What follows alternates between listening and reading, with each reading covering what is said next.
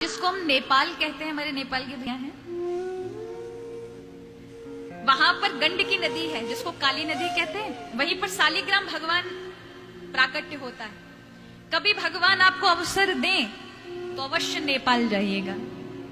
नेपाल में पशुपतिनाथ हैं, सभी जानते हैं पशुपतिनाथ को। पशुपतिनाथ जो है काठमांडू के अंदर, ये पशुपतिनाथ केदारनाथ भगवान का मुख है। मुख आप जाते हैं उत्तराखंड केदारनाथ पर, तो केदारनाथ का आधा ही दर्शन प्राप्त होता है अगर पशुपति का दर्शन नहीं। यूं देखे तो 12 ज्योतिर्लिंग में पशुपति नहीं आता है, क्योंकि केदारनाथ का आधा शरीर उत्तराखंड में है और मुख जो है वो नेपाल। पहले उसका नाम था नयापाल, जिसको अब हम नेपाल कहते हैं। तो वहां पशुपति भगवान का यानी भगवान शिव का सिर गिरा, तो वो सिर जो है आप देखते हैं वहां पर भगवान के स्वरूप का मुख का ही दर्शन वहां आपको मिलता है। पांडवों की ऐसी कथा है कि पांडव एक बार भगवान शिव का दर्शन करने के लिए उन्हें ढूंढने के लिए गए, तो भगवान शिव भैंसे का रूप बना करके वहां पर विचरने लगे उत्तराखंड में।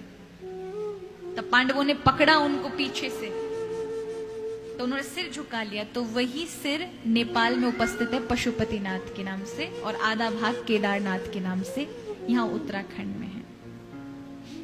तो यहाँ नेपाल में जो गंडकी नदी है, जहां से शालिग्राम शिला बहकर आती है, वहां की शालिग्राम शिला यदि कोई घर में ले आए, और मैंने जैसा कि बताया ये 5 चीजें जिसके घर में हो वो घर वैकुंठ हो जाता है। पता है ना, सबको याद है। शालिग्राम शिला कहाँ की? इसी गंडकी नदी नेपाल की होनी चाहिए। अगर आप जाएं तो हमेशा छोटी शिला लेकर आए, बड़े बड़े नहीं, छोटी लेकर आए, जिसको आप पूजा ग्रस्तों के लिए बता रही हूँ, मंदिर के लिए बड़ी चाहिए होती है ना। आप ग्रस्त हैं तो आपको छोटी शिला चाहिए।